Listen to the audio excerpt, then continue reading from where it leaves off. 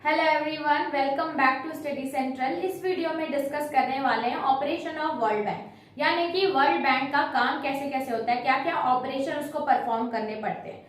तो इसमें मैंने 8 पॉइंट्स लिखे हैं। 8 पॉइंट्स में ही इसका ऑपरेशन है पूरा। 8 मार्क्स का क्वेश्चन आएगा तो आप इसमें पूरा एक्सप्लेन कर सकते हैं। हेडिंग्स मैंने लिखी है, आप एक्सप्लेनेशन अपने से नोट कर सकते हैं। सबसे पहला इसका जो काम रहता है वो है holding meetings of creditor countries, यानी कि ऐसी कंट्रीज जिसने वर्ल्ड बैंक से लोन लिया है वो उसकी meeting time to time conduct करवाती है।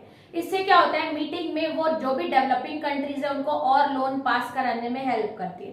तो पहला ऑपरेशन तो ये। सेकंड आता है loan out of its own fund, यानी कि वो लोन तो प्रोवाइड करती है लेकिन उनके ही फंड से। फॉर एग्जांपल, अगर कोई इंडिया वर्ल्ड बैंक का पार्टिसिपेंट है, यानी कि उसका मेंबर है, तो इंडिया ने मेंबर बनने के लिए जितना परसेंट शेयर उसमें कंट्रीब्यूट किया है, यानी कि मान लो 20%, तो वो 20% ही उसको लोन के टर्म्स में वापस कर देती है अगर उसको लोन चाहिए होता है तो इस तरीके से वो उनके ही फंड से उनको लोन प्रोवाइड करती है और अदर ऑप्शंस भी अवेलेबल रहते हैं। ये इसकी वर्किंग। फिर आता है लोन फॉर प्रोडक्टिव पर्पसेस। अगर वर्ल्ड बैंक किसी भी डेवलप्ड या डेवलपिंग कंट्री को हेल्प करती है लोन के लिए, तो वो प्रोडक्टिव पर्पसेस के लिए ही लोन देगी, जैसे कि health, education, agriculture, irrigation. Other than that वो लोन नहीं देती। यानी कि जैसे हम लोग ने काउंसिल डिस्कस की थी, एडवाइजरी काउंसिल, ये सब डिस्कस करती है कि कौन सा पर्पस के लिए कोई कंट्री लोन ले रही है। प्रोडक्टिव पर्पस होता है तो ही लोन पास होता है। तो थर्ड इसका ऑपरेशन है लोन फॉर प्रोडक्टिव पर्पसेस, जैसे कि agriculture, irrigation, infrastructure, power, education, health etcetera.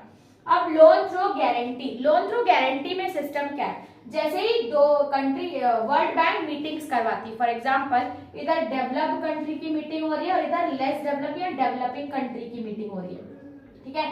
तो अब वर्ल्ड बैंक बीच में इंटरमीडियरी होती है और वो डेवलप्ड कंट्री को बोलती है कि आप डेवलपिंग कंट्री को लोन पास करो, और उसमें गारंटी भी पूरी देती है, यानी कि एक पेपर में दोनों से साइन कराती है कि इसने डेवलप्ड कंट्री ने डेवलपिंग को लोन दिया है, और डेवलपिंग कंट्री से साइन करवाती है कि आपको इंटरेस्ट के साथ वो लोन को पास करवा रिटर्न करना है।